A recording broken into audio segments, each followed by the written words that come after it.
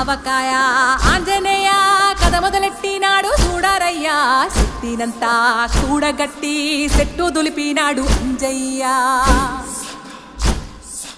ఎర్ర ఛాయ కోతి అవతార వెంటమాయ కత్తి సేత